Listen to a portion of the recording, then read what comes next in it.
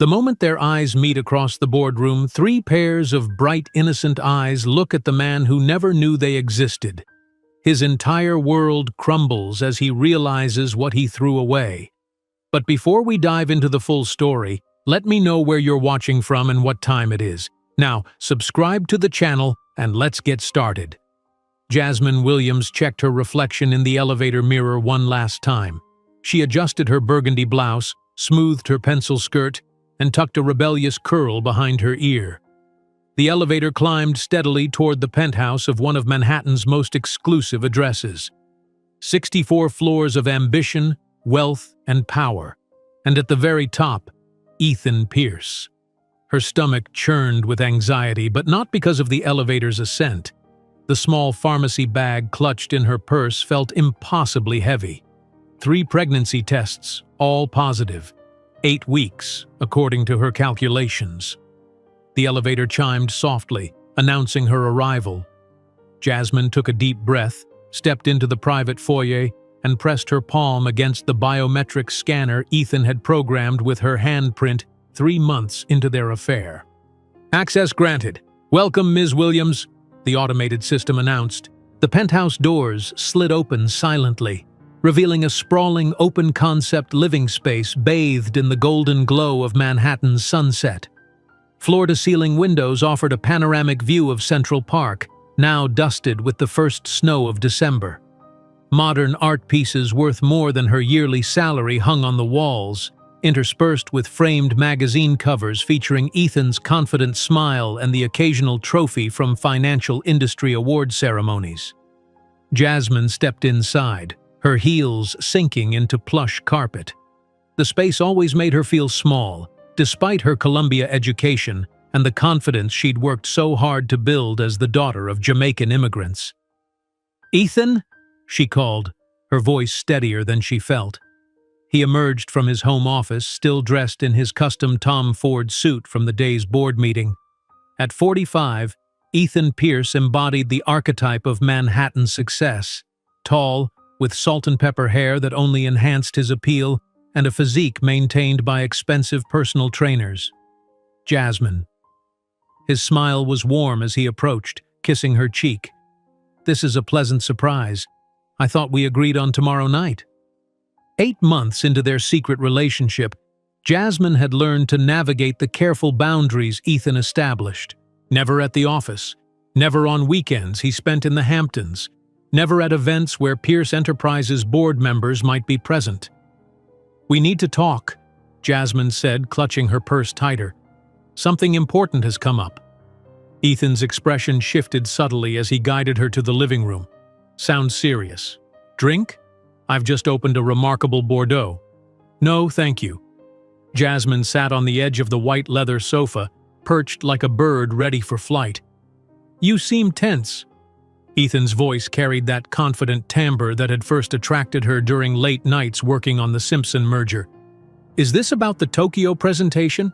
Because I think you've more than proven yourself capable of—" "I'm pregnant, Ethan."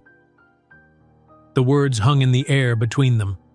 Jasmine watched as Ethan's expression transformed. First surprise, then confusion, and then something else entirely. A coldness she'd glimpsed only in flashes during tense negotiations with competitors. He set his wineglass down with deliberate precision. "I see," he said finally, his voice devoid of the warmth it held moments ago. "And you're certain?" Jasmine reached into her purse with trembling fingers, removing the pharmacy bag. 3 tests, all positive. Ethan stood abruptly, walking toward the windows. Against the backdrop of Manhattan's glittering skyline, his silhouette looked suddenly unfamiliar. How did this happen? His voice had an edge now. "We were careful. The antibiotics I took for bronchitis last month," Jasmine explained, her throat tightening. "They can interfere with birth control. The doctor mentioned it, but I didn't think—" She watched as Ethan paced, his reflection fractured across the glass surfaces of the room. His Patek Philippe watch caught the light with each deliberate step. "What exactly are you expecting from me, Jasmine?" The question cut through the silence. I'm not expecting anything specific," she said carefully. "I just thought you should know. I thought we could discuss options together." Ethan turned to face her, his expression now completely unrecognizable. The mask of the charming executive who had whispered promises against her skin just 2 weeks ago had fallen away completely. "Options?" He let out a short, humorless laugh. "You really think there are multiple options here?" Something cold settled in Jasmine's stomach. "What do you mean?" "You can't possibly think this is viable." His gesture encompassed the space between them. "You and me, a child." Jasmine blinked, taken aback by his directness. "I didn't say I wanted to get married, Ethan. I just thought, you really think someone like me would seriously consider someone like you to be the mother of my children?" The words sliced through the air as Ethan paced across the expansive living room. "My board has 3 black members for diversity marketing, Jasmine. I don't need a black wife to complete my quota." The casual cruelty of his words hit Jasmine like a physical blow. She struggled to reconcile this man with the one who had traced the contours of her face in the darkness, who had called her brilliant, exceptional. "I didn't come here asking to be your wife," she managed, her voice barely audible. Ethan wasn't listening. He walked to his Italian leather briefcase on the console table and retrieved his checkbook. "I have an IPO in 3 months," he continued, his tone now businesslike. "Wall Street wouldn't react well to a CEO with a pregnant secretary scandal." Jasmine flinched. "Is that all I am to you? Your secretary?" Outside, snow fell softly against the penthouse windows, the flakes dissolving on contact with the heated glass. Inside, Jasmine felt something within her crystallizing, hardening. $50,000. Ethan slid the check across the marble surface of the coffee table. "Handle this discreetly, and we can forget it ever happened. I'm being generous, considering you probably planned this to extract money." Jasmine stared at the check, unable to process the transformation happening before her eyes. The amount was more than her annual salary, casually offered as if it could erase a life. "I don't want your money," she finally said, tears welling in her eyes. "I thought I meant something to you." Ethan's expression softened momentarily, but not with warmth, with pity. "You were a convenient distraction, Jasmine. Smart, beautiful, available, but temporary. Always temporary." He straightened his cuffs, a gesture she'd once found endearing. "Women like you don't become wives to men like me." Jasmine stood on unsteady legs, dignity the only thing keeping her upright. "And what kind of woman becomes a wife to a man like you, Ethan? Someone who enhances my position, not complicates it." His voice was matter of fact. "Someone from my world." The tears threatened to spill, but Jasmine refused to give him the satisfaction. "I'll see myself out." "Take the check, Jasmine." Ethan's tone was firm. "Don't be stupid on top of being naive." She left the check where it lay, gathering her coat and purse. At the door she paused, turning to look at him one last time, the man she had foolishly believed might love her. "You know what's ironic, Ethan? I didn't come here expecting anything from you, just respect, just humanity." The elevator ride down was a blur. In the lobby, Jasmine nodded mechanically to the doorman as he called a taxi. The snow was falling harder now, city lights refracting through icy crystals. Back in her small Bronx apartment, the one she'd been so proud to afford on her own after putting herself through Columbia, Jasmine finally allowed herself to break. Sinking to the cold bathroom floor, sobs racked her body until there was nothing left but hollow exhaustion. Morning brought no relief. Jasmine woke to the chime of her phone, a notification illuminating the darkness of her bedroom. Opening her eyes, she saw an email from Pierce Enterprises HR. "Dear Ms. Williams, this letter serves as notification that your services are no longer required at Pierce Enterprises, effective immediately. Your personal belongings will be sent to your address on file. No references, no severance, no health insurance." In the harsh light of her bathroom, Jasmine stared at her reflection. eyes swollen, face pale. Her hand moved instinctively to her still flat stomach. "No more tears," she whispered to herself. "Not for him." That cold winter night, crying on her bathroom floor, Jasmine Williams couldn't have imagined that in 12 years she would be commanding a billion-dollar company from the same skyscraper where she had been discarded as insignificant. The chill of the bathroom tiles seeped through Jasmine's thin pajama bottoms as she sat there, staring at the email that had effectively erased 8 months of her professional life. She had given everything to Pierce Enterprises, late nights, weekends, brilliant ideas that Ethan had presented as his own. Now, with 2 taps on a keyboard, she had been discarded. The pregnancy test on the sink counter seemed to mock her with its little pink lines. "Focus," she whispered to herself, wiping away the last of her tears. One problem at a time. The first problem was finding health care. Without insurance, each prenatal visit would cost hundreds she didn't have. The second was employment. Who would hire a visibly pregnant woman? The third was surviving until then on her meager savings. Jasmine hauled herself up from the floor, her reflection in the mirror showing hollowed cheeks and red-rimmed eyes. She straightened her shoulders, a gesture her mother had taught her when facing the immigration office as a child. "We are Williams women," her mother's voice echoed in her head. "We bend, but we do not break." 3 weeks later, Jasmine sat in a clinic waiting room surrounded by other women in various stages of pregnancy. Most were accompanied by partners or mothers. She clutched her purse tightly, calculating how the $300 for this visit would affect her budget for groceries this month. "Jasmine Williams?" The ultrasound technician's voice was warm, belying the sterile environment. Inside the examination room, Jasmine lay back on the table, staring at the ceiling as the technician spread cold gel across her still flat abdomen. "First pregnancy?" the technician asked, moving the wand methodically. "Yes," Jasmine replied, trying to keep her voice steady. The technician's movements slowed, her brow furrowing in concentration. Is something wrong?" Panic fluttered in Jasmine's chest. "Not wrong, just—" The technician adjusted the screen. "I'm seeing multiple heartbeats." "Multiple?" Jasmine propped herself up on her elbows. "As in twins?" The technician's smile was gentle. "I'm seeing 3 distinct heartbeats. You're carrying triplets, Ms. Williams." The room seemed to tilt sideways.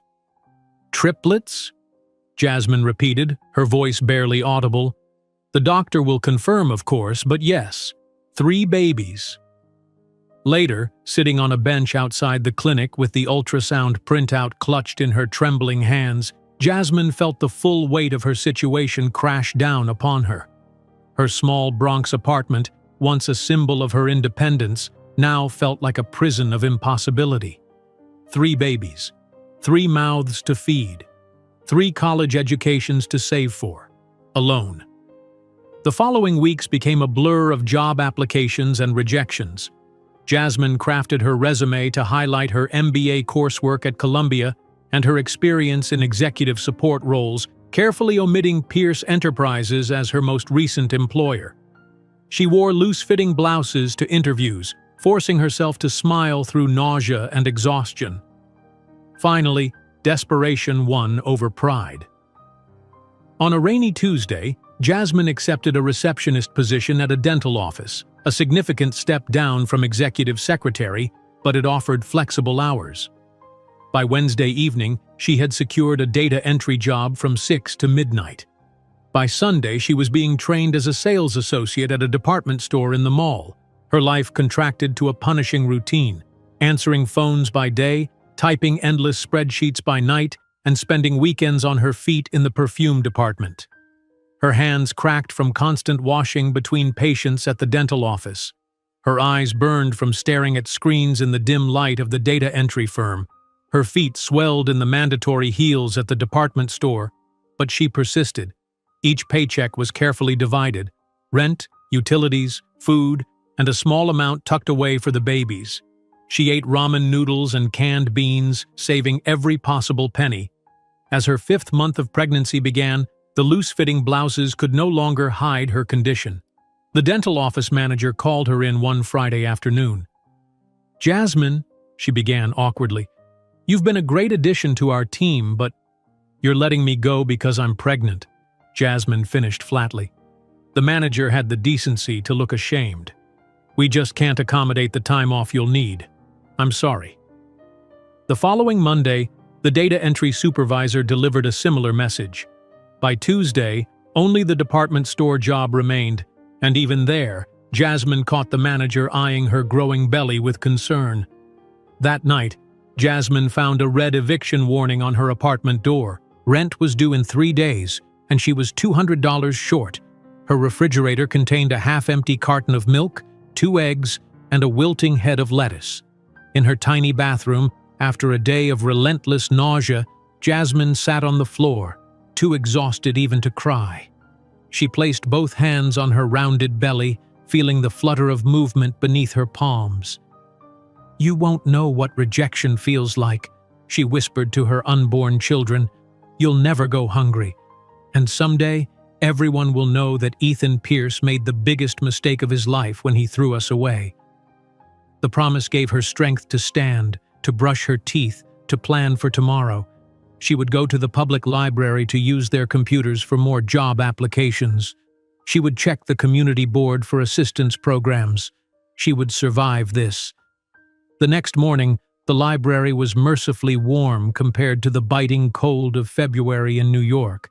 Jasmine claimed a computer in the back corner, a stack of job listings printed from various websites beside her.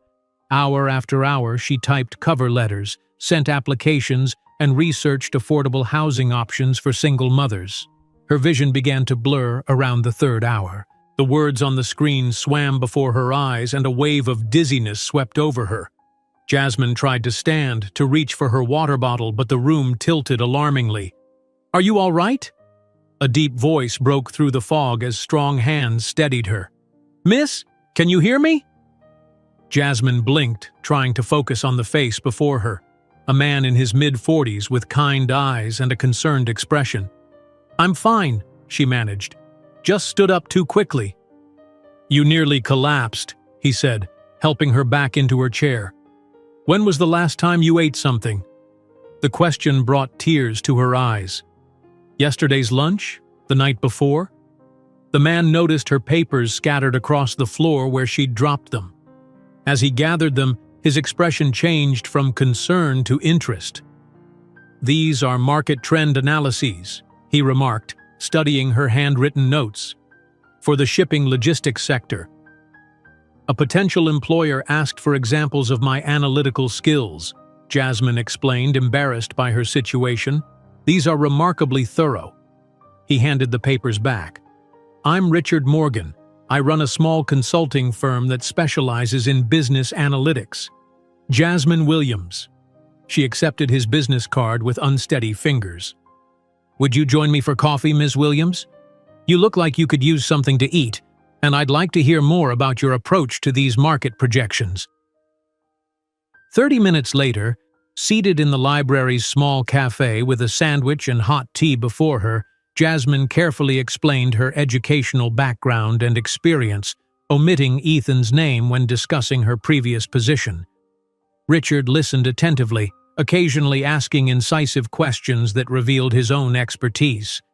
When she finished, he leaned back, studying her with newfound respect. "I need someone with exactly your skills at my firm," he said finally. "Someone who can see patterns others miss, who understands both the data and its implications." "I'm 5 months pregnant with triplets," Jasmine stated bluntly. "Most employers see that as a liability." Richard smiled. "I see it as evidence of extraordinary multitasking abilities." He slid another business card across the table. "I recognize talent when I see it. And more importantly, I recognize character." Jasmine stared at the card, afraid to hope. "You're offering me a job?" "I'm offering you a position as a junior analyst, starting Monday. The hours are flexible, the healthcare is excellent, and there's a daycare center in the building." "Why would you do this for a stranger?" Jasmine asked, suspicion warring with desperate hope. Richard's expression grew serious. Because 12 years ago someone took a chance on me when I was at my lowest point. Sometimes people deserve a break, Ms. Williams. As Jasmine clutched the business card like a lifeline, tears of relief streaming down her face, she couldn't possibly know that this moment of compassion from a stranger would be the first stone of the empire she would build upon the ruins of her broken heart. The business card in Jasmine's hand represented more than employment. It was a lifeline thrown when she was drowning. As she left the library with Richard Morgan, the winter sun broke through the clouds, casting long shadows across the snowy sidewalk. "My office is on Lexington Avenue," Richard explained, helping her into a taxi. "Can you start Monday?" 9 o'clock? "I'll be there," Jasmine promised, her voice steadier than it had been in weeks. That weekend, she scraped together enough money to pay the most urgent portion of her rent, convincing her landlord to give her until the end of the month for the remainder. For the first time since seeing those positive pregnancy tests, Jasmine slept without the weight of immediate desperation crushing her chest. Monday morning arrived with a fresh dusting of snow. Jasmine dressed carefully in her best maternity blouse, a thrift store find that almost concealed her growing belly, and took the subway to Lexington Avenue. Morgan Consulting occupied a modest office suite on the 12th floor of an aging building. The reception area was functional rather than impressive, with well-worn furniture and outdated magazines. Richard greeted her personally, his handshake warm and firm. "Welcome aboard, Jasmine. Let me show you around." The tour took less than 10 minutes. 6 employees occupied the main space, each focused on their computers. A small conference room doubled as a lunch area. Richard's office was simple, with family photos and economics textbooks lining the shelves. "And this," Richard said, opening a door to a tiny room filled with file cabinets, "will be your office once we clear it out." Jasmine nodded, grateful despite the humble surroundings. "Thank you for this opportunity, Mr. Morgan." "Richard, please, and thank me by proving my instincts right." 3 weeks later, Jasmine sat in her newly cleared office, barely bigger than a closet but hers nonetheless, analyzing shipping data for a manufacturing client. Her hand occasionally moved to her abdomen, where the triplets seemed to be practicing synchronized swimming. At 24 weeks, her pregnancy had become impossible to hide, her petite frame now dominated by her rounded belly. A sharp pain made her gasp, hands clutching the edge of her desk. "Jasmine?" Richard appeared in her doorway, concern etched on his face. "Are you all right?" "Just Braxton Hicks contractions," she assured him, though the frequency had increased over the past day. Richard frowned. "You're seeing your doctor tomorrow, right?" "Yes, just a routine." Another wave of pain cut her short. "That's it. I'm taking you to the hospital now." Hours later, Jasmine lay in a hospital bed, monitors beeping steadily as they tracked 3 tiny heartbeats. The diagnosis was preterm labor, thankfully caught early. The doctor, a stern-faced woman with kind eyes, prescribed bed rest for the remainder of her pregnancy. "But I can't," Jasmine protested weakly. "I need to work. I just started this job." Richard, who had waited in the hallway through the examination, stepped forward. "Your job will be waiting, Jasmine. We can arrange for you to work remotely." The doctor nodded approvingly. "Those babies need to stay inside for at least another 8 weeks. Your priority now is keeping them there." 2 days later, Jasmine was released from the hospital with strict instructions and a prescription for medication to prevent further contractions. Richard drove her home, carrying her bag up the 3 flights of stairs to her apartment. "This isn't going to work," he said, surveying the narrow space with concern. "You can't be climbing these stairs multiple times a day." "I don't have a choice," Jasmine replied, sinking onto her worn sofa.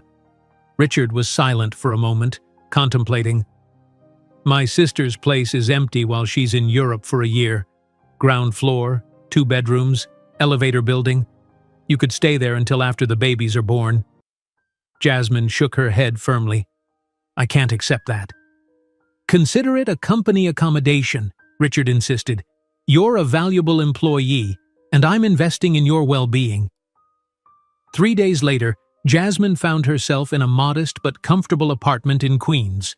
True to his word, Richard had arranged for her to work remotely, delivering a company laptop and ensuring she had a proper desk setup. For the first time since learning of her pregnancy, Jasmine felt a tentative sense of security. The weeks that followed established a new rhythm: morning conference calls from bed, afternoon data analysis at her improvised desk, and evenings spent researching everything about caring for triplets. Richard visited twice weekly, bringing groceries and work updates under the guise of client meetings. At 32 weeks, Jasmine went into labor for real. This time, there was no stopping it. She called Richard in a panic at 3 in the morning. "It's happening," she gasped between contractions. "The babies are coming."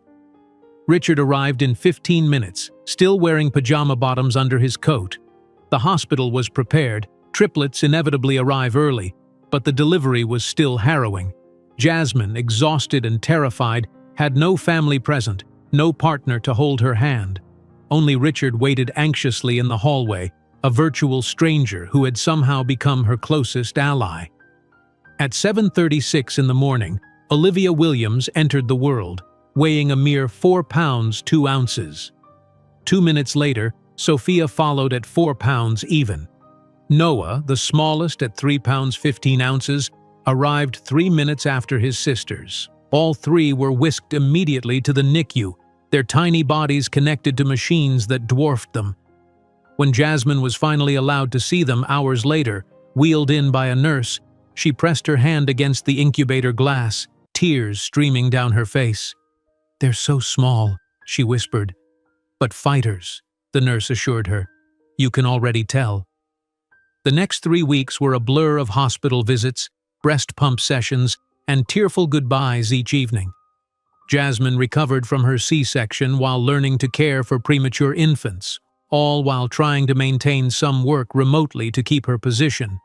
Richard visited daily, often bringing food she was too exhausted to remember to eat. One evening, he arrived to find Jasmine slumped over her laptop at the hospital, attempting to analyze client data while monitoring Sophia, who had experienced breathing difficulties that afternoon. "This isn't working," Richard said gently, closing her laptop. "You need to focus on them right now." "If I lose this job," Jasmine began, fear evident in her voice. "You won't," Richard assured her. "Your position is secure. But these first months are critical for the babies." When the triplets were finally released from the hospital, first Olivia, then Noah, and finally Sophia after a frightening setback with her lungs, Jasmine faced the daunting reality of caring for 3 newborns alone.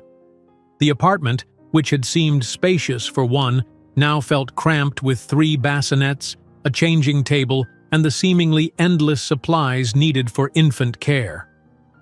Richard arrived the morning after all 3 babies were home, carrying what appeared to be computer equipment.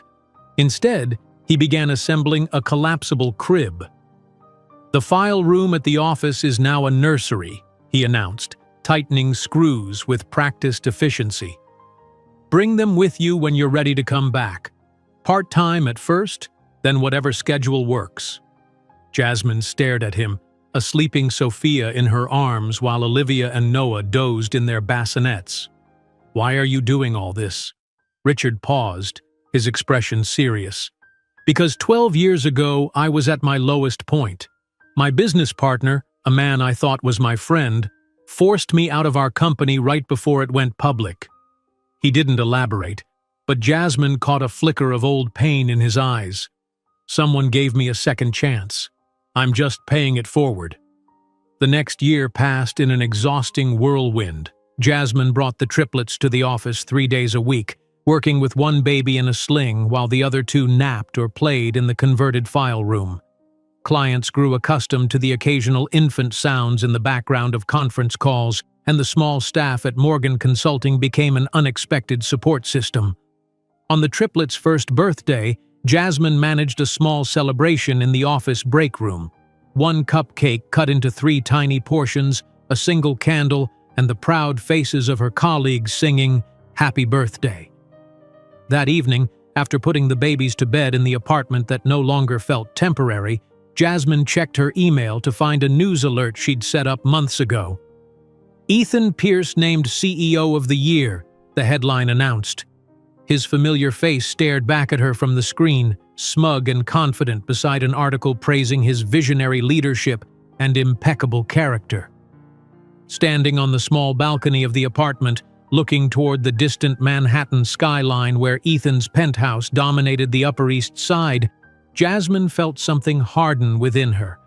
The hurt was still there, but now it was encased in determination.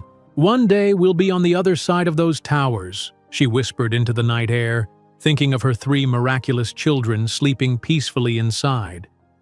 While she gazed at the illuminated skyscrapers of Manhattan, Jasmine didn't know that in a decade she wouldn't just be in those buildings, she would own one of them, specifically the very one where Ethan Pierce conducted his business.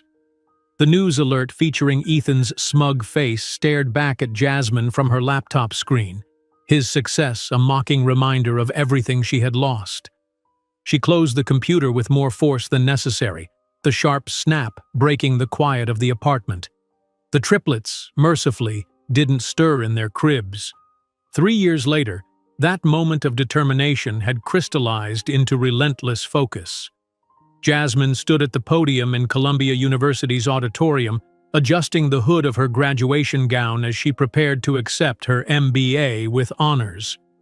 In the audience, Richard Morgan beamed with pride while attempting to keep 3 energetic 3-year-olds relatively contained in their seats.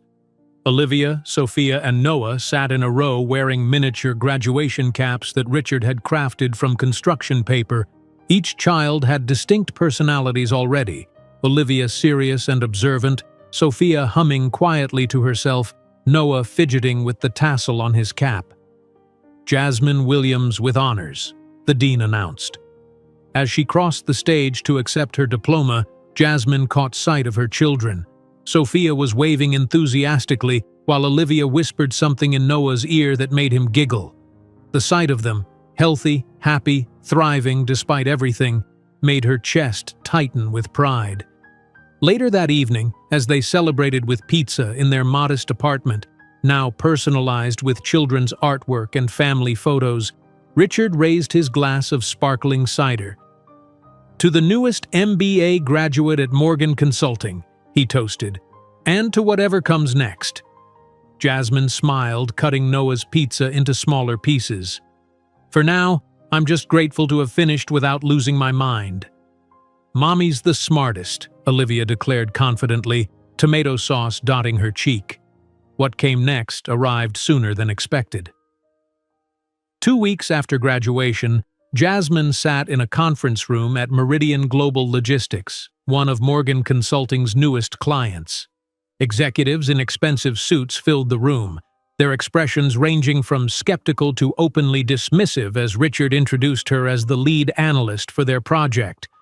"With all due respect," said the chief operations officer, barely glancing at her presentation materials, "we have systemic inefficiencies that our own team of MIT graduates hasn't solved in 3 years. I'm not sure what a—" He paused, eyes flicking to her simple suit from a department store sale rack, "consultant with limited experience can offer." Jasmine had grown accustomed to such dismissals. Being young, female, and black in corporate America had taught her to let skepticism fuel rather than discourage her. "Perhaps fresh eyes are exactly what you need," she replied evenly. "Your logistics chain loses 17% efficiency in Southeast Asian transfers. I believe I can identify why." For the next hour, Jasmine walked them through preliminary analyses. As she spoke, even the most resistant executives began to lean forward, their expressions shifting from dismissal to reluctant interest. Over the following weeks, Jasmine immersed herself in Meridian's logistics data. Each night, after putting the triplets to bed, she spread maps and printouts across her small dining table, searching for patterns that Meridian's experts had missed. One Tuesday evening, as rain tapped against the windows, Jasmine stared at global shipping routes overlaid with delivery time data. Something nagged at her, an inconsistency in the patterns that everyone, including herself, had overlooked. She adjusted her glasses, focusing intently on the screen. "Mommy?" a small voice called. Jasmine looked up to find Olivia standing in the doorway of the living room, clutching her stuffed giraffe. "Sweetheart, you should be sleeping," Jasmine said softly. Olivia padded over in her pajamas, climbing onto the chair beside her mother. "What are those numbers?" Jasmine smiled, preparing to give a simplified explanation. "These show how long it takes packages to go from one place to another." Olivia studied the screen with unusual concentration for a 3-year-old. "Why are these dots red and these green?" "The red ones take longer than they should," Jasmine explained, surprised by her daughter's interest. Olivia pointed to a cluster of red dots. "Those ones look like stairs." Jasmine blinked, following her daughter's finger. The pattern of delays did indeed create a stair-step pattern across the map, something she'd been too close to see. That simple observation triggered a cascade of realizations. "Oh my God," she whispered, quickly opening a new spreadsheet. "Olivia, you're brilliant." For the next 3 hours, Jasmine worked feverishly, barely noticing when Richard arrived to take the children to daycare the following morning. He found her surrounded by printouts, eyes red from lack of sleep but blazing with excitement. "I've found it," she announced. "The fundamental flaw in global logistics tracking that's causing the cascading delays." Richard listened as she explained her discovery, a timing protocol issue that created an exponential error cascade across multiple transfer points. More importantly, she had already begun developing an algorithmic solution.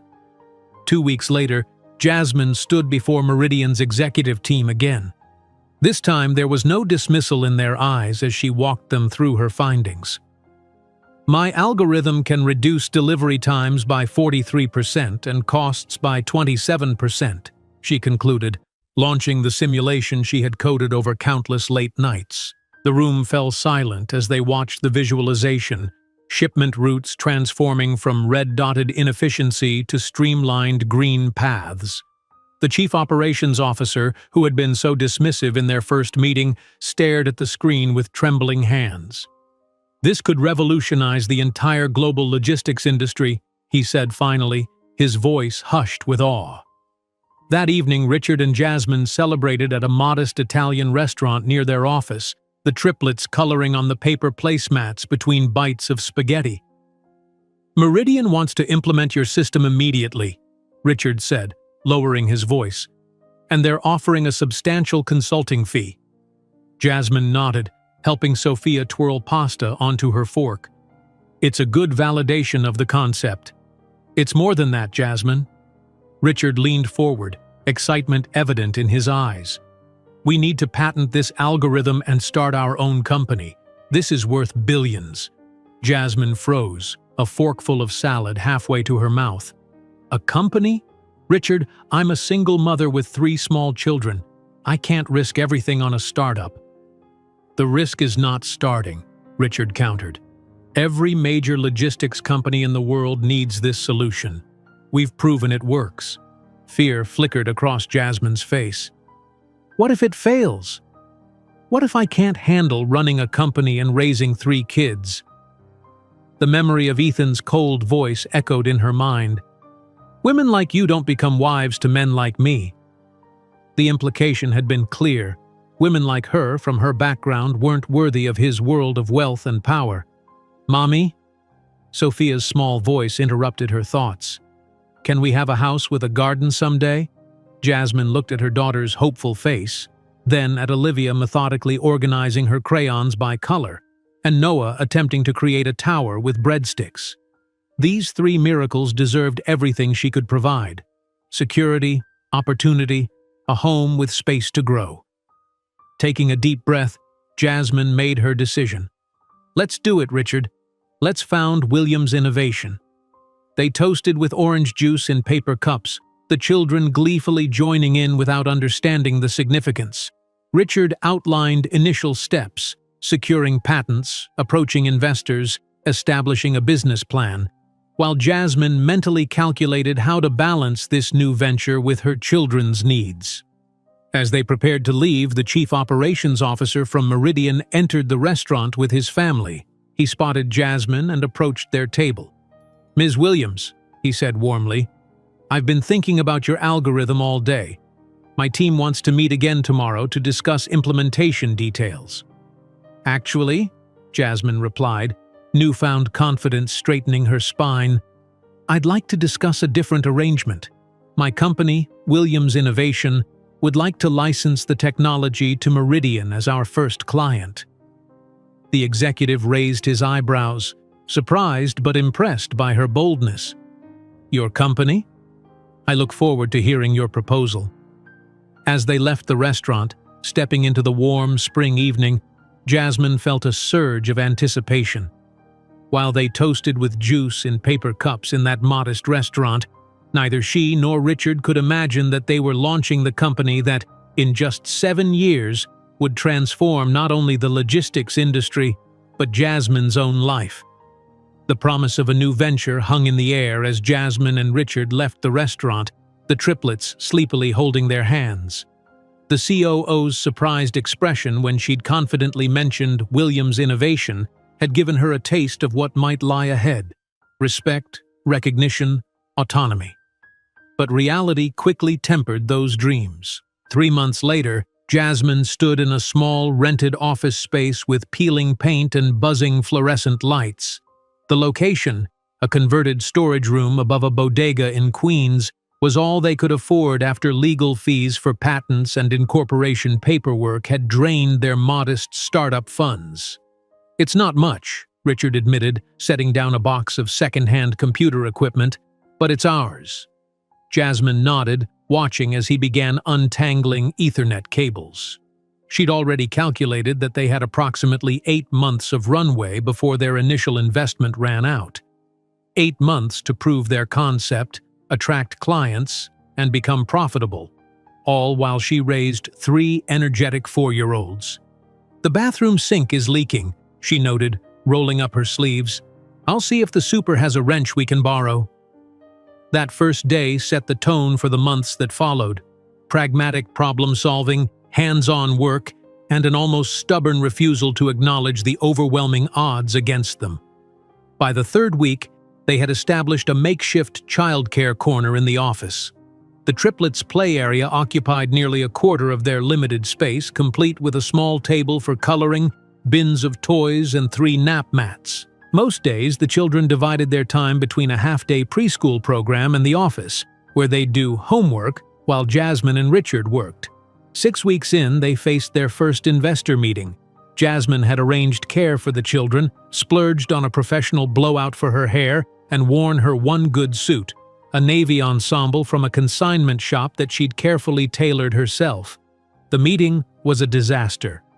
"While your algorithm shows promise," the venture capitalist said, barely glancing at her meticulously prepared presentation, "we have concerns about your capacity to execute at scale." Jasmine maintained her composure. "Our pilot with Meridian showed a 41% improvement in efficiency. The data speaks for itself." The investor leaned back, exchanging glances with his colleagues. "Ms. Williams, startups require round-the-clock commitment. As a single mother of 3, do you realistically have the bandwidth for this undertaking?" The question, one no male founder would ever face, hung in the air. Jasmine's spine stiffened. "I completed my MBA with honors while raising triplets and working full-time," she replied evenly. "I believe my time management skills are more than adequate." They left without investment. The pattern repeated with the next 4 potential investors.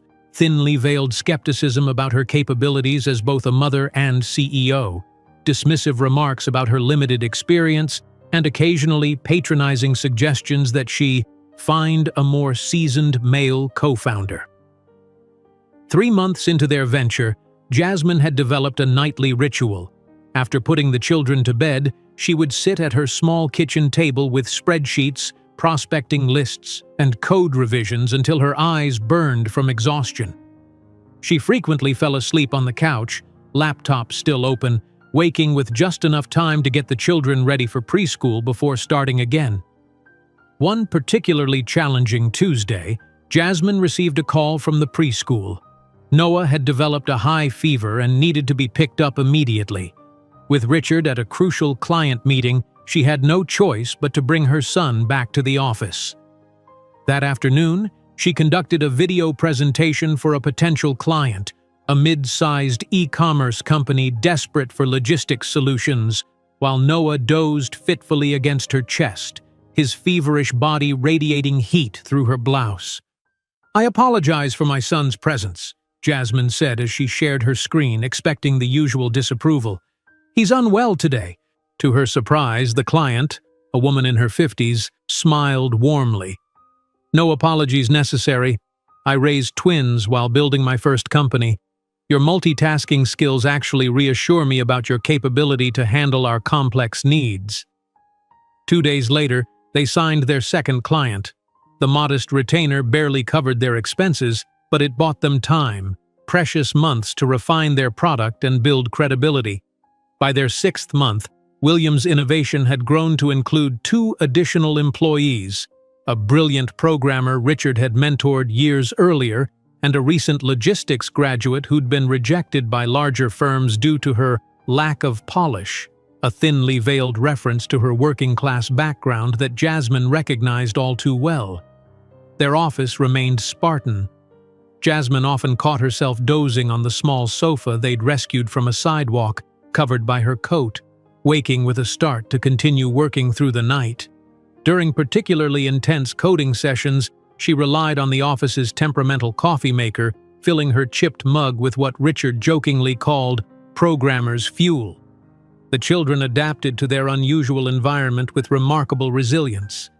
They learned to whisper during client calls, to entertain themselves during deadline crunches, and occasionally to be unofficial mascots when friendly clients visited the office. 9 months in, their persistence began to bear fruit. Their first client, Meridian, reported that Williams Innovation's system had surpassed expectations by 200%. Delivery times had plummeted while customer satisfaction soared. The news spread quickly through industry channels. "There's a small write-up about us in Tech Logistics Monthly," Richard announced one morning, proudly displaying the magazine. The article, barely 3 paragraphs, described Williams Innovation as a promising startup revolutionizing e-commerce logistics. It wasn't Forbes, but it was validation. More importantly, it attracted attention. By the 1-year mark, they had moved to a proper office space, still modest but professional, with actual walls between workstations and a dedicated area for the children. The staff had grown to 7, each carefully selected not just for their technical skills, but for their comfort with occasionally sharing workspace with 3 energetic 5-year-olds. Then came the breakthrough they'd been working toward. Global Transit Partners, a multinational shipping conglomerate, expressed interest in implementing their algorithm across their entire network. "This could be transformative," Richard explained as they prepared for the final presentation, not just financially but as proof of concept at true enterprise scale. The meeting was scheduled for a Wednesday morning. The night before, Jasmine rehearsed her presentation while helping the triplets with their kindergarten projects. Olivia meticulously colored a map of continents, Sophia practiced writing her letters, and Noah built a tower of blocks that he insisted was a shipping port like Mommy's work. The next morning, the presentation went flawlessly. The global transit executives asked insightful questions, nodded approvingly at the projected metrics, and seemed genuinely impressed by the elegance of Jasmine's solution. "We're prepared to move forward," the chief technology officer announced as the meeting concluded. "Our legal team will contact you with contract details by Friday." That evening, Jasmine and her small team celebrated with pizza and sparkling cider in the office. The children joined in, sensing the importance of the moment even if they didn't understand the details. Then came the call that changed everything. "Ms. Williams?" The voice of Global Transit's CTO sounded hesitant. "I'm afraid there's been a complication. We've received some concerning information about your company's viability." Jasmine's stomach dropped. What sort of information? Claims that your technology is unproven at scale, that your company lacks the infrastructure to support our global needs. Frankly, questions about your experience and reliability. Richard, seeing her expression, moved closer to listen. Who provided this information? Jasmine asked, though she already suspected the answer. The executive paused before responding. I'm not at liberty to say specifically, but it came from someone with considerable influence in the industry, someone from Pierce Enterprises. After the call ended, Richard's expression darkened with recognition. Ethan Pierce, he's heard about our success and is trying to sabotage us. Jasmine stood perfectly still, processing this new reality. He's still trying to erase me, even without knowing it's me specifically. The triplets, sensing the tension, gathered around her. Mommy, why are you sad? Noah asked, his small face creased with worry. Did we lose the company? Jasmine knelt down, gathering all three children in her arms. Looking into their innocent faces, faces that bore subtle traces of the man who had rejected them all, she felt her resolve harden into something unbreakable. No, darlings, she said, determination replacing shock. We haven't lost anything. In fact, we just discovered our next challenge. While she developed a strategy to circumvent Ethan's sabotage, Jasmine didn't know that within 5 years she wouldn't just survive his attempts to destroy her, but would be in a position to buy his failing company. The revelation that Ethan Pierce was actively working to undermine her company ignited something primal within Jasmine. As she tucked the triplets into bed that night, her mind raced with strategies, contingencies, and an almost serene clarity of purpose. His attempt to sabotage her was not a setback but fuel, high-octane motivation that would propel Williams' innovation forward, whether he knew of her connection or not. Richard, she said the next morning, her voice steady as she poured coffee into their chipped mugs. I want to invite Global Transit's CEO to our office, not their technical team, the CEO himself. Richard raised an eyebrow. Miles Harrington? He rarely takes meetings with companies our size. Exactly, which is why when he sees what we've built, it will make an impression. Her eyes glinted with determination. We're not going to counter Pierce's narrative. We're going to render it irrelevant. 3 days and countless phone calls later, Miles Harrington's executive assistant confirmed a 30-minute window the following Tuesday. Jasmine immediately set her team to work transforming their modest office. They couldn't hide that they were small, but they could showcase that they were exceptional. The morning of Harrington's visit, Jasmine dressed with calculated precision, a tailored black suit that represented her largest clothing investment to date, her hair swept into a professional updo that had taken 40 minutes to perfect. The triplets were with a neighbor, the office spotless, and every screen displayed real-time demonstrations of their algorithm. Remember, she told her nervous team, we're not selling promises, we're showing results. When Harrington arrived, tall, silver-haired, with the confident stride of someone accustomed to commanding rooms, Jasmine met him with a firm handshake and unwavering eye contact. Mr. Harrington, thank you for coming. I understand your time is valuable, so I won't waste it with pleasantries. She led him directly to their main workspace where 4 large monitors displayed live data from their existing clients. What you're seeing is real-time implementation across 3 continents, she explained, navigating through visualizations that transformed complex logistics data into clear patterns. This isn't a projection or a promise, it's our system currently operating. For the next 20 minutes, Jasmine methodically dismantled every doubt Pierce Enterprises had planted. When Harrington asked about scalability, she demonstrated how their architecture was designed specifically for global operations. When he questioned their support capabilities, she introduced her small but extraordinarily qualified team. I'm not asking you to believe in me, Mr. Harrington, she concluded, her voice steady. I'm showing you results that speak for themselves. The CEO studied her for a long moment before speaking. Half of what you've promised would already be revolutionary. Where do I sign?" The celebration that evening was subdued but deeply felt. A quiet recognition that they had crossed a threshold.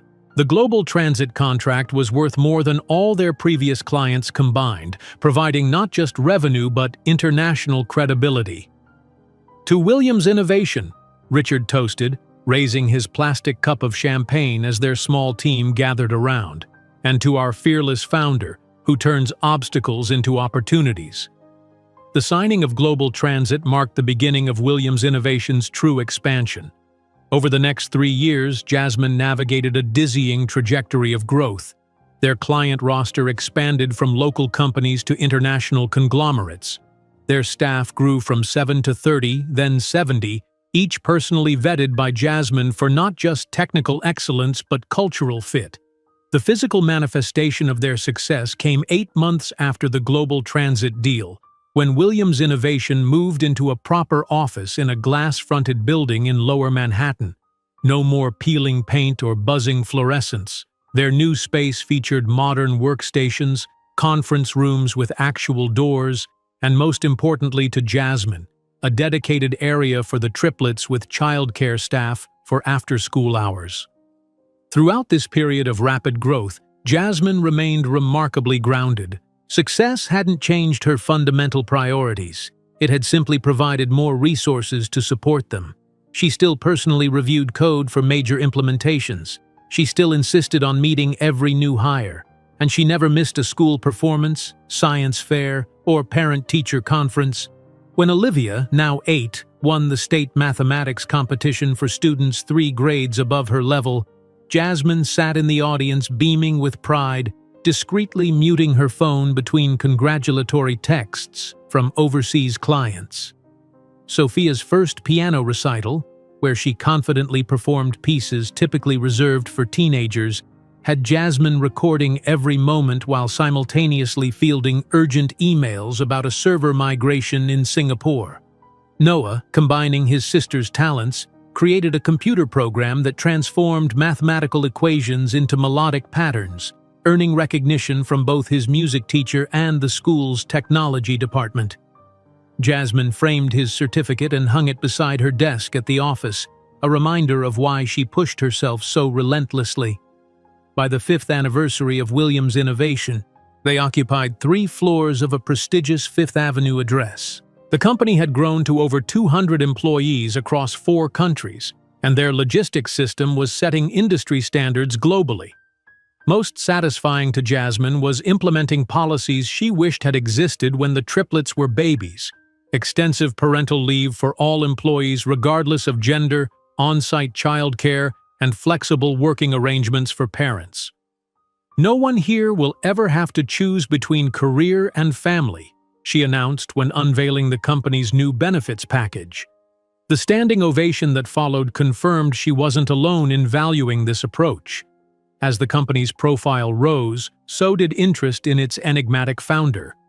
Business publications began requesting interviews, industry panels sought her expertise, and investment firms courted her attention.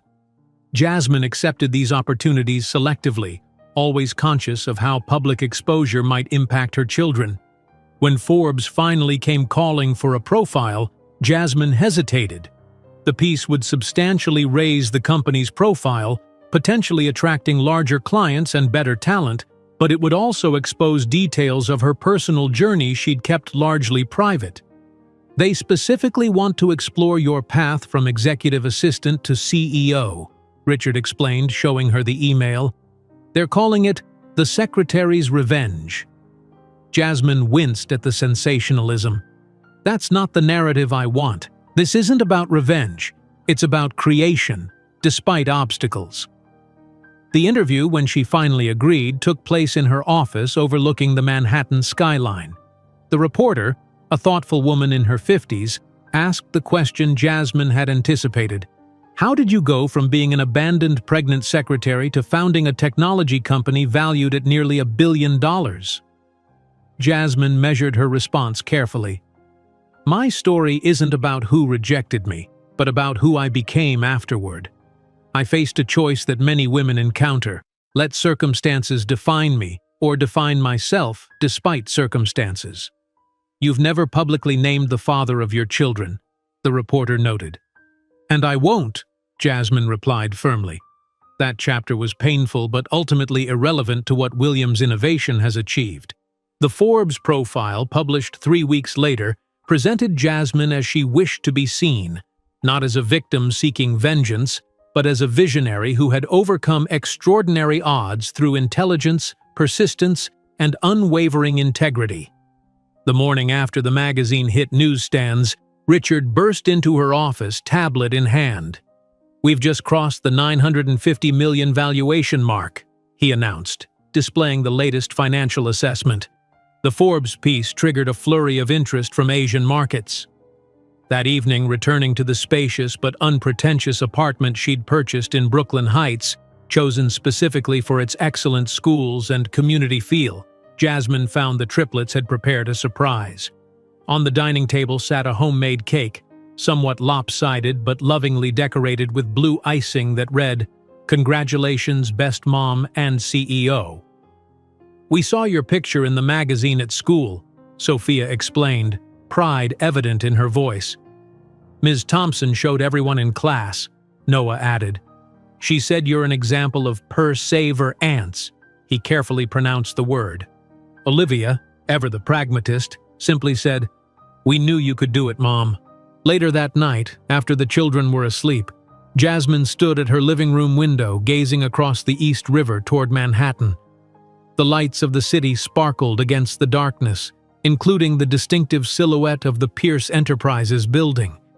As she saw her reflection in the Forbes magazine on the coffee table, Jasmine smiled slightly, knowing it was only a matter of time until Ethan Pierce realized that the secretary he had discarded now commanded an empire that would soon surpass his own.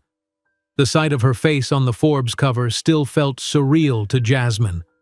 5 years of relentless work had transformed Williams' innovation from a desperate gamble into a corporate force valued at over $2 billion.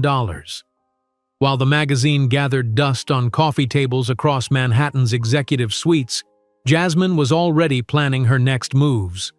"Mom, Noah took my tablet again!" Olivia's voice echoed through their new apartment, pulling Jasmine from her strategic thoughts. The Williams family had recently moved from their comfortable but modest Brooklyn Heights home to a spacious 4-bedroom condominium in Manhattan. Not a penthouse. Jasmine had specifically avoided that particular status symbol, but an elegant space on the 32nd floor with floor-to-ceiling windows overlooking Central Park. The same park she had once gazed at from Ethan's penthouse, but now from her own home, purchased with her own money. "Noah, we've talked about this," Jasmine called, setting down her coffee mug. "You need to ask before borrowing." She found her 10-year-old son sprawled on the living room floor, coding something while his sister stood over him, arms crossed in perfect imitation of Jasmine's own stance when negotiating with difficult clients. "I'm improving her algorithm," Noah explained without looking up. "Her math sequence for predicting prime numbers has a logical flaw." Olivia rolled her eyes. "My algorithm is fine. You're just showing off because Aunt Kira said you code like a high schooler." Jasmine suppressed a smile. Richard's wife Kira had become Aunt Kira to the Triplets, forming part of the extended family they had built around themselves over the years. "Where's Sophia?" Jasmine asked, noticing the absence of her most musical child. "Practice room," both siblings answered simultaneously, referring to the small bedroom Jasmine had converted into a music studio, complete with sound insulation and a baby grand piano, Sophia's 10th birthday present. As if summoned, the faint sounds of Chopin filtered through the apartment. Sophia's talent had blossomed under the tutelage of a retired Juilliard professor who had agreed to take her on after hearing her play at a school recital. Jasmine paused to listen, marveling at how each of her children had developed such distinct personalities and talents. Olivia, with her mathematical mind and leadership tendencies, already organizing her classmates into efficient study groups. Noah combining technical brilliance with artistic sensibility, creating digital compositions that merged music theory with mathematical precision. And Sophia, whose emotional intelligence and artistic expression made her both the peacemaker among siblings and a performer who could move audiences to tears. "Mom," Olivia said, interrupting her thoughts, "is it true we're rich now?" "Melissa at school said her dad told her you're a billionaire." The directness of the question caught Jasmine off guard. She'd been careful to raise the children with an understanding of privilege and responsibility, despite their changing circumstances. "Come sit," she said, gesturing toward the kitchen island. Noah abandoned the tablet, joining them as Jasmine called for Sophia to take a break. When all three were seated before her, Jasmine chose her words carefully. "Yes, our company is very valuable now, which means we have financial security that many people don't. But that doesn't change who we are or where we came from." "We came from Brooklyn," Noah stated matter-of-factly. Jasmine smiled. "Before that, we started in a tiny apartment in the Bronx when you were babies. I could barely afford diapers sometimes." The children exchanged glances. Though Jasmine had never hidden their humble beginnings, this level of detail was new. "Is that why we don't waste food?" Sophia asked quietly. "Because you were poor once?" "That's part of it," Jasmine acknowledged. "But more importantly, it's about remembering that our circumstances don't define our character. What matters is how we treat others and what we do with what we have." Olivia, always the most direct, tilted her head. "Mom, we never talk about our father. Like ever." The shift in conversation made Jasmine's chest tighten, but she'd known this day would come. The children had asked casual questions about their father over the years, but never with such seriousness or as a group. "No, we don't," she agreed, taking a deep breath. "It's a complicated story, but you're old enough now to understand more of it." She guided them to the living room, where they settled on the sectional sofa, a rare moment of stillness for all three normally energetic children. Their expressions reflected different aspects of anticipation: Olivia's analytical curiosity, Sophia's emotional concern, Noah's quiet watchfulness. "Your father is someone I worked for when I was younger," Jasmine began, choosing truth without unnecessary cruelty. "When I told him I was pregnant with you, he wasn't ready to be a father." "He didn't want us?" Sophia's voice wavered slightly. Jasmine reached for her daughter's hand. "He didn't know you yet. He made a choice based on fear and selfishness, not on who you would become. The loss was his, not yours." "Is he dead?" Noah asked bluntly. "No, he's alive," Jasmine replied. "He runs a company here in New York." Olivia, processing with her usual analytical precision, frowned. "Does he know who we are now? That we're his children?" "No, sweetheart. He made a choice long ago, and I respected that choice." "Even though it hurt you," Sophia observed, her empathic nature catching what Jasmine hadn't explicitly stated. Jasmine nodded, unprepared for the surge of emotion that accompanied this acknowledgement. "Yes, even though it hurt. But look at what came from that pain. You three, our family, everything we've built together." "Do we have his last name?" Noah wondered. "No, you have mine. Williams." Jasmine's voice softened. "You've always been Williams, just like me."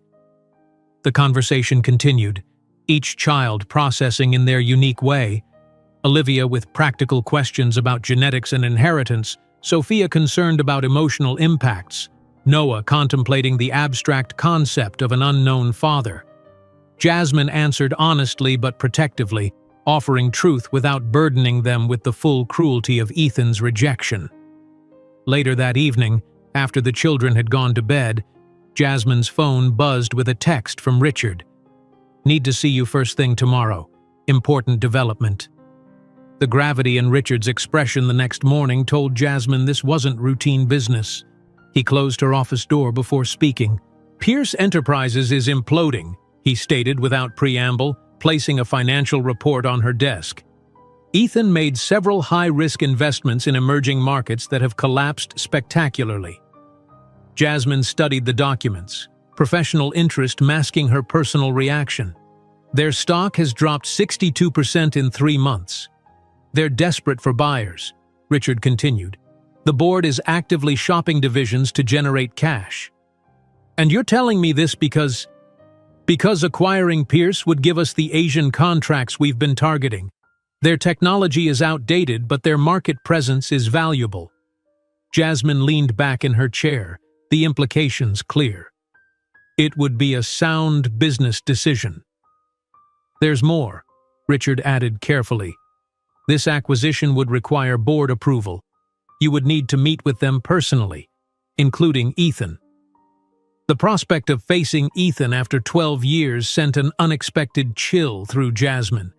Not fear, not even anger anymore, but something more complex. The awareness that their lives had traced such different trajectories from that pivotal moment of rejection. How soon would this happen? She asked, her voice steady. Their board meets Friday. We could have an offer prepared by then. Jasmine nodded, already mentally preparing. Draft the proposal. I'll review it tonight. That evening, standing at her living room window overlooking the city lights, Jasmine considered what lay ahead. The acquisition made perfect business sense. Pierce's Asian infrastructure would accelerate Williams Innovations' expansion plans by at least 18 months. Her gaze fell on a framed photo of the triplets from their recent birthday. Their faces, intelligent, confident, kind, reflected everything she'd fought to give them: security, opportunity, unconditional love. They deserved to know their history, all of it. When Richard called to confirm the meeting, Jasmine made her decision. Tell them I'll be there Friday at 9. And Richard, I'm bringing the children. Are you sure that's wise? His concern was evident. It's time for all truths to come forward, she replied. Not as tactics, but because it's right. That night, as Jasmine carefully selected the Armani suit she would wear to confront the man who had discarded her as temporary and worthless, she couldn't imagine that her next encounter with Ethan Pierce would change not just the fate of their companies but completely rewrite the ending of their shared story. Friday morning arrived with a crisp autumn clarity that seemed to sharpen every edge of the Manhattan skyline. Jasmine stood before her walk-in closet, once a fantasy during those desperate early days, and surveyed the carefully curated collection of designer pieces that now represented not extravagance, but armor. Her fingers brushed past several options before selecting the navy Armani suit she'd purchased after closing their 100th client. The fabric felt substantial against her skin as she buttoned the jacket, a physical reminder of how far she had come. She added platinum and diamond earrings, understated yet unmistakably valuable, and stepped into Louboutin heels that brought her to an even 6 feet tall. In the bathroom mirror, Jasmine studied her reflection. At 37, she had grown into herself completely. The uncertain young woman who had once trembled in Ethan's penthouse was gone, replaced by someone whose presence commanded respect without demanding it. She had chosen to wear her hair down today, the natural curls she once subdued now falling confidently around her shoulders. Mom? Are we really going to your office today? Sophia appeared in the doorway, already dressed in the outfit they'd selected together, a simple but elegant burgundy dress that complemented her warm complexion.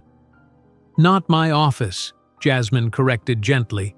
We're going to a meeting at another company. But why do we have to dress up so much? Noah asked, tugging at the collar of his crisp blue shirt as he joined his sister.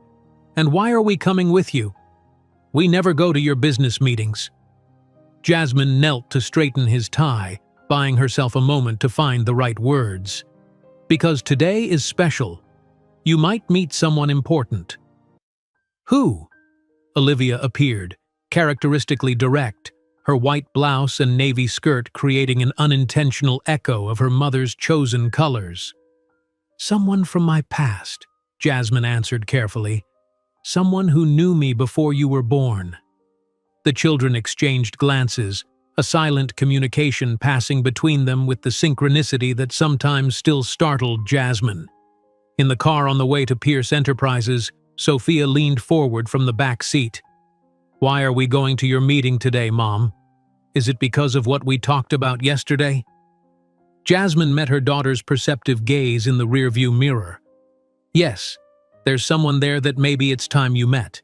The Pierce Enterprises building stood like a monolith of steel and glass among its midtown neighbors. As Jasmine's driver pulled up to the entrance, she noticed the subtle signs of decline that most would miss. Maintenance deferred on exterior fixtures, a reduction in security personnel, the absence of the seasonal lobby displays that had once been Ethan's prideful extravagance. The receptionist's eyes widened slightly as Jasmine approached, the triplets walking with remarkable poise beside her. "Jasmine Williams for the board meeting," she stated, her voice calm and professional. "Yes, Ms. Williams. They're expecting you." The young woman's gaze darted curiously to the children. "All of you." The elevator ride to the executive floor felt like traversing between worlds. Jasmine watched the floor numbers illuminate in sequence, each one bringing her closer to the inevitable confrontation. Beside her, the triplets maintained the dignified silence she'd requested, though their eyes absorbed everything with intense curiosity. As they approached the boardroom, Jasmine could hear Ethan's voice through the partially open door, the same confident tenor that had once whispered false promises, now strained with the effort of projecting assurance in the face of failure.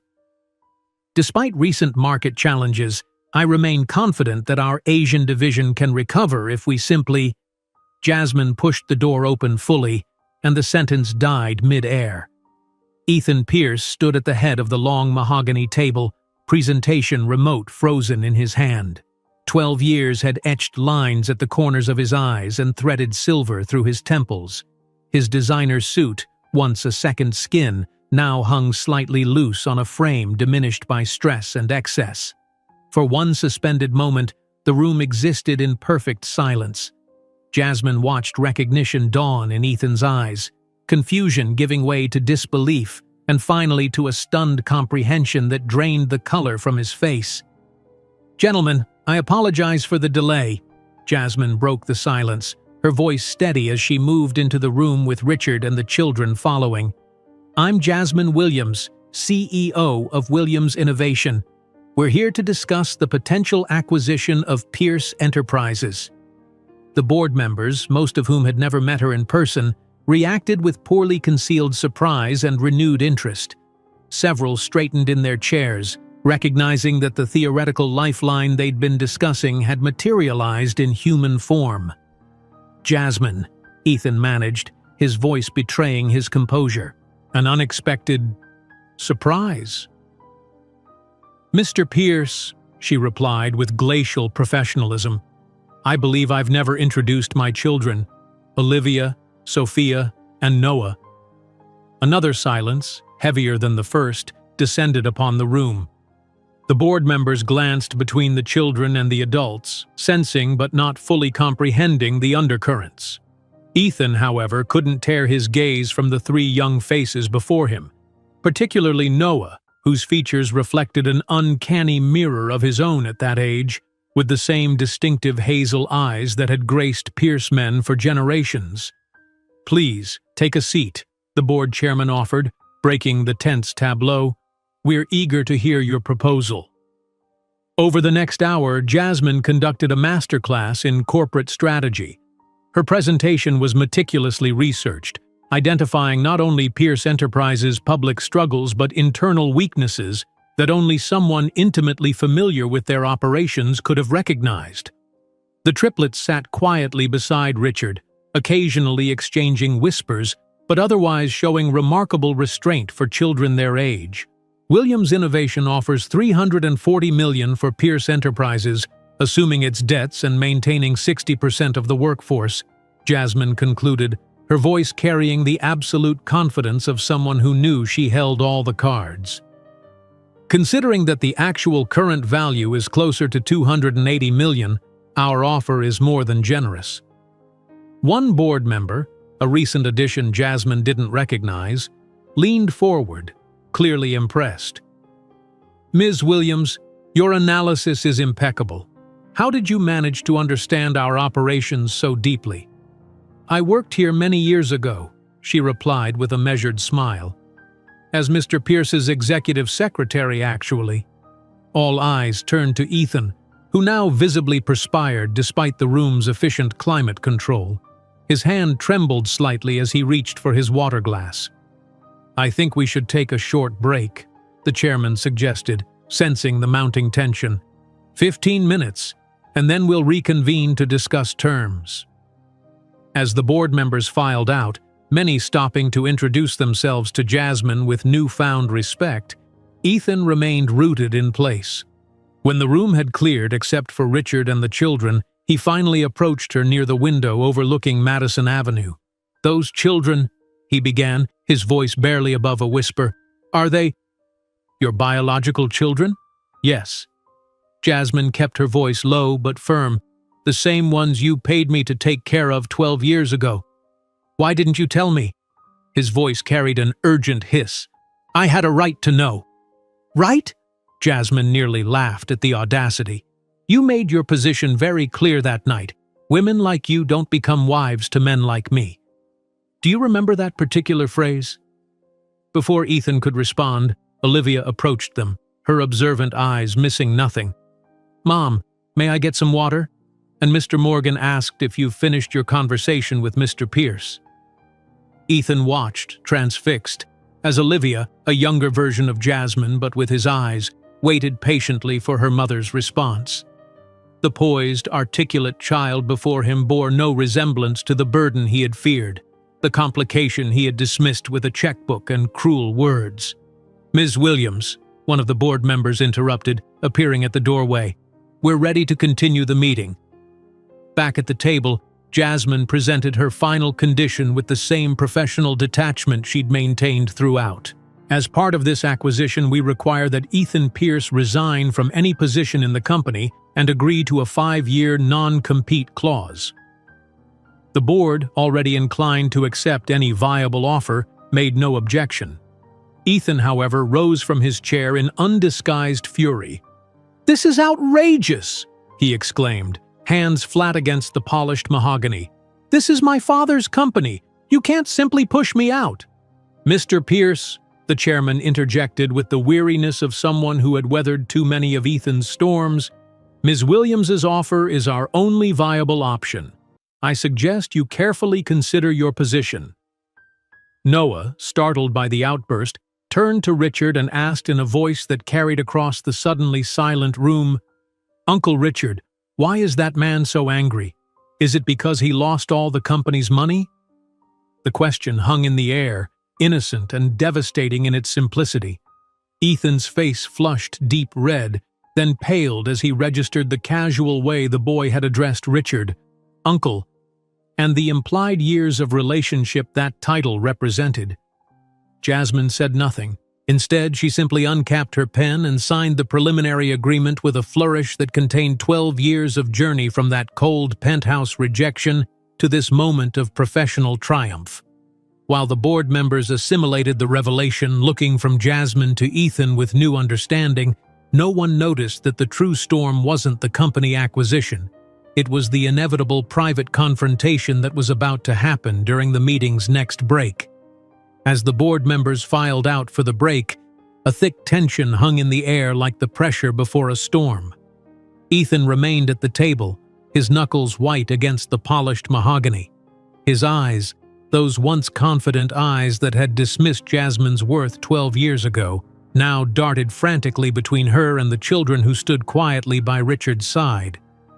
"Richard," Jasmine said calmly, "would you mind taking the children to get some refreshments? I believe the executive lounge is still on the 23rd floor." Richard nodded, understanding the subtext. "Come on, kids. Let's see if they still have those chocolate croissants I used to tell your mom about." As they left, Ethan practically lunged toward the conference room door, closing it with more force than necessary. The sharp click echoed in the suddenly empty space. "In here," he hissed, gesturing toward a smaller meeting room adjacent to the boardroom. His movements were jerky, lacking the smooth confidence that had once been his trademark.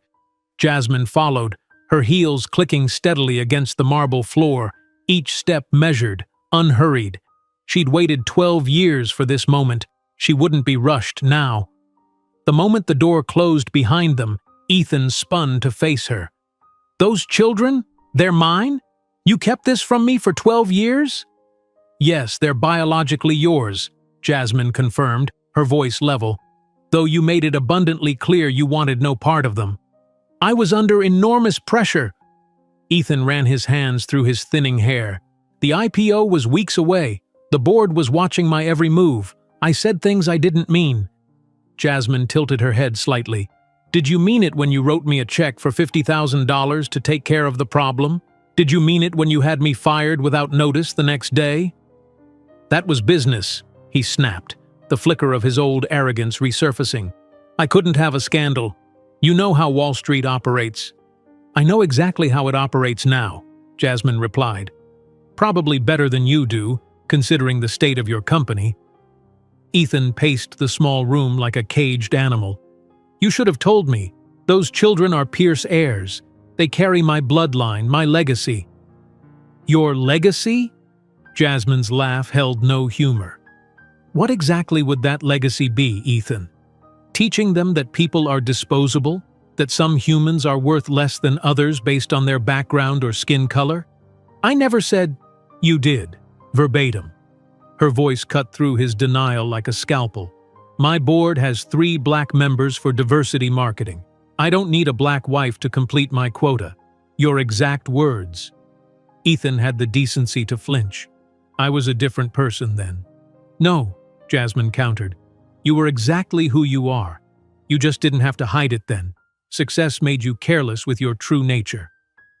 Before Ethan could respond, the door opened. Olivia, Sophia, and Noah stood in the doorway, their expressions a mixture of curiosity and caution. "Uncle Richard said to tell you the board members are coming back," Olivia reported, her analytical gaze moving between the 2 adults. Ethan stared at the children as if seeing them fully for the first time. "Hello," he said, his voice softening as he crouched slightly to meet their eye level. "I'm Ethan Pierce. I knew your mother many years ago." The triplets exchanged glances, that silent communication that had always fascinated Jasmine. It was Noah who stepped forward first. "We know who you are," he said simply. Ethan's expression brightened. "You do?" Sophia nodded, her sensitive nature evident in her cautious response. "Mom told us everything last night." "Everything?" Ethan swallowed visibly. "That you're our biological father," Noah continued, his directness reminiscent of Olivia but with a quieter delivery. "And that you didn't want to be our father when we were born." Ethan straightened, shooting an accusatory glance at Jasmine before addressing the children again. "It wasn't quite like that," he attempted to explain. "I was in a difficult position, with pressures you wouldn't understand." "Mom said you'd say that," Olivia interrupted, her intelligence shining through her measured response. "She also said we could decide for ourselves if we wanted to know you or not." Hope flickered across Ethan's face. "And do you? Want to know me?" The children looked at each other again, that unspoken connection humming between them. "Maybe someday," Sophia finally offered, her inherent empathy softening what might otherwise have been a rejection. "But not now." Before Ethan could press further, Richard appeared behind the children. "The board is reassembling," he announced, his protective stance behind the triplets unmistakable.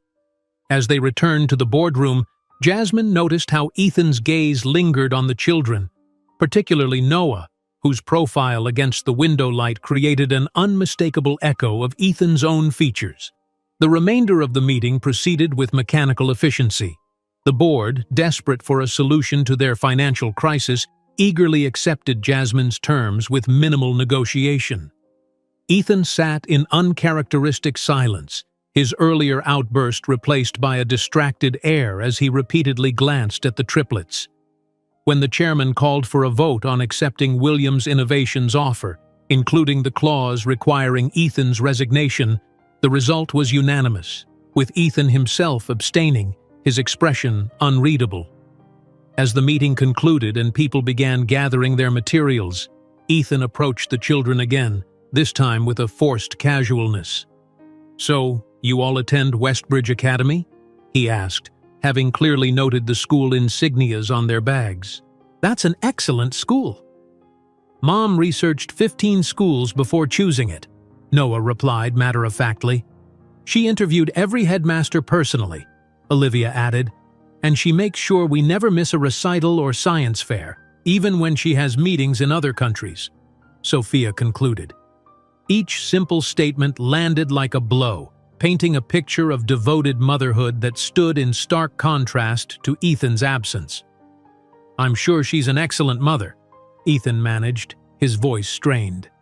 "The best," all three affirmed in unison, causing several board members to smile despite the tension. As they prepared to leave, Jasmine observed Ethan's increasingly desperate expression. He followed them to the elevator bank, away from the others. "Jasmine, please," he said, his voice low and urgent. "We need to talk more about this. They're my children too." "No, Ethan," she replied with a calm certainty that reflected years of hard-won strength. "You made a choice, and now I'm making mine. What can I do?" For perhaps the first time in his privileged life, Ethan Pierce was genuinely pleading. "Tell me how to fix this." "Nothing needs to be fixed," Jasmine answered, her voice free of the bitterness that had once consumed her. "My life is exactly as it should be. I have 3 extraordinary children, a successful company, and peace. There's no place for you in that equation, Ethan. Not as a necessity." His expression hardened slightly, old habits resurfacing. "I could sue for parental rights." Jasmine smiled with tranquil confidence. "You could try, but consider what a judge might say about a man who paid to resolve a pregnancy, fired the mother, and disappeared for 12 years. She adjusted her Hermes scarf, a small luxury she'd permitted herself after their first million in profit. "Besides, I have the best lawyers money can buy, and now I have considerably more money than you." The elevator arrived with a soft chime. As Jasmine stepped inside with Richard and the children, she allowed herself one final look at Ethan Pierce, the man who had once wielded his power to crush her, now standing diminished as the doors closed between them. In the privacy of the descending elevator, Sophia leaned against her mother. "Was that really our father?" "Biologically, yes," Jasmine answered carefully. "He seemed sad," Noah observed. Olivia, ever practical, simply stated, "He looks like you in the eyes, Noah. But he doesn't seem very smart for someone who used to run a company." Richard chuckled softly, breaking the tension. "Well, not everyone can be as brilliant as William's children." As they exited the building into the bright autumn sunlight, Jasmine felt an unexpected lightness. The confrontation she had both dreaded and anticipated for 12 years had come and gone, leaving not devastation, but clarity in its wake. While the door closed behind the family that could have been his, Ethan didn't realize that the true impact of this day wouldn't be the loss of his company.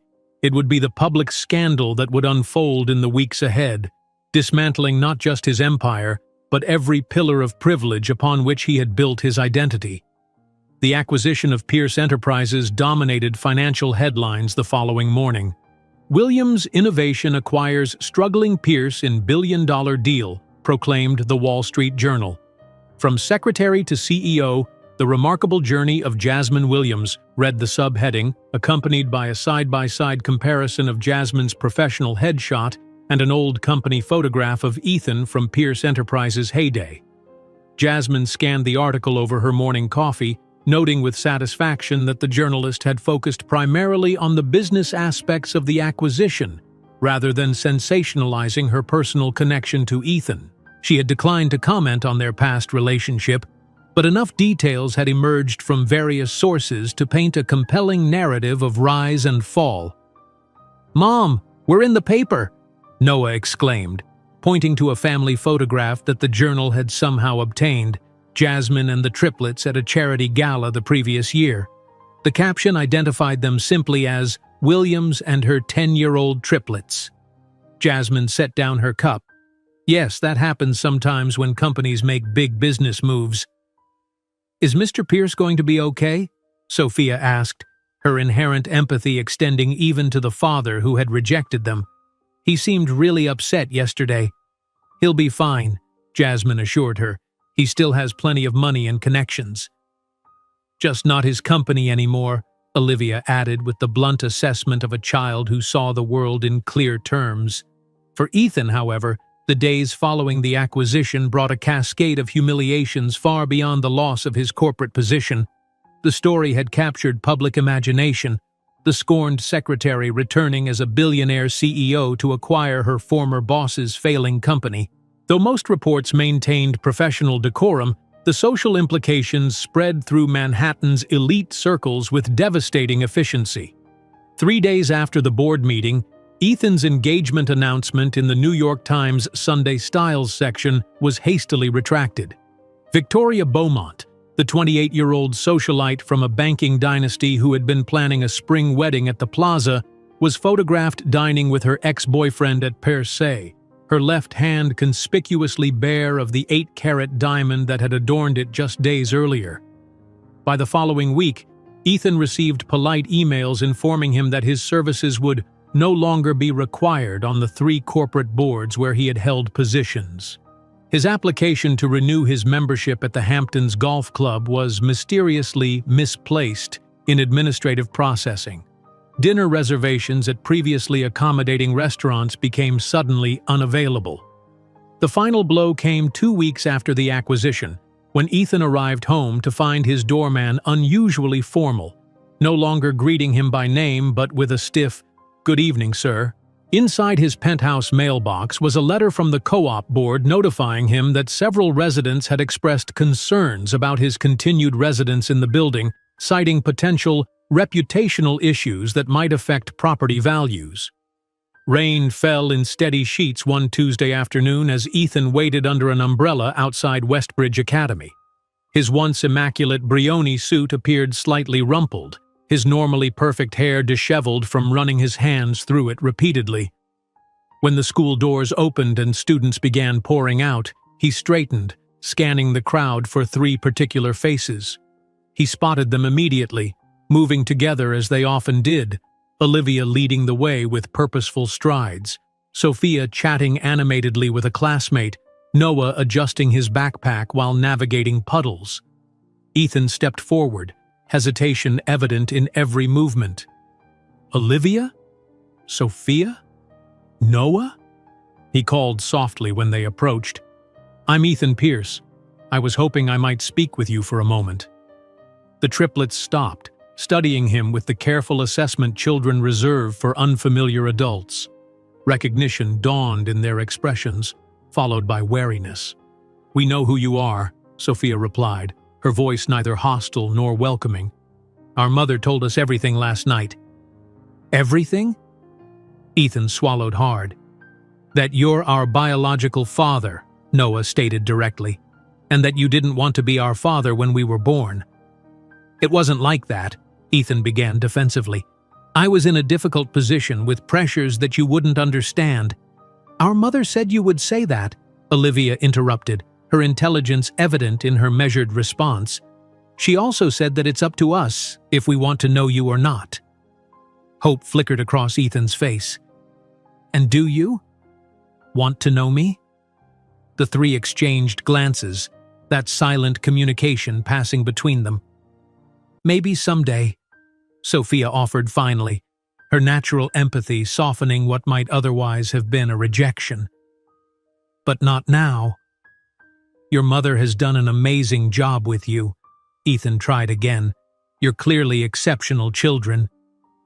"She did it all by herself," Noah pointed out, "while building a company." Ethan's expression faltered. "I know, and I made a terrible mistake." A familiar Mercedes pulled up to the curb, interrupting his plea. Jasmine stepped out, her expression shifting from surprise to composed neutrality upon seeing Ethan with the children. "Children, please wait in the car," she said calmly. When they were alone, Ethan's carefully constructed facade crumbled. "Jasmine, please," he implored, rain dripping from his umbrella. "They're my children too. I made a terrible mistake." "No, Ethan," Jasmine interrupted, her voice carrying neither anger nor triumph, only certainty. "You made a choice, and now I'm making mine. What can I do?" The question burst from him with unexpected rawness. "Tell me how to fix this." "Nothing needs to be fixed," Jasmine replied, the rain beating on her impeccable trench coat. "My life is exactly as it should be. I have 3 extraordinary children, a successful company, and peace. There's no place for you in that equation, Ethan. Not as a necessity." Desperation flashed across his face. "I could sue for parental rights." Jasmine smiled slightly, unmoved by the threat. "You could try, but consider what a judge might say about a man who paid to resolve a pregnancy, fired the mother, and disappeared for 12 years. She adjusted her scarf against the rain. "Besides, I have the best lawyers money can buy. And now I have considerably more money than you." 6 months later, Williams Innovation had completed the integration of Pierce Enterprises. The transition had been executed with remarkable efficiency, retaining valuable employees while implementing new technologies and management practices.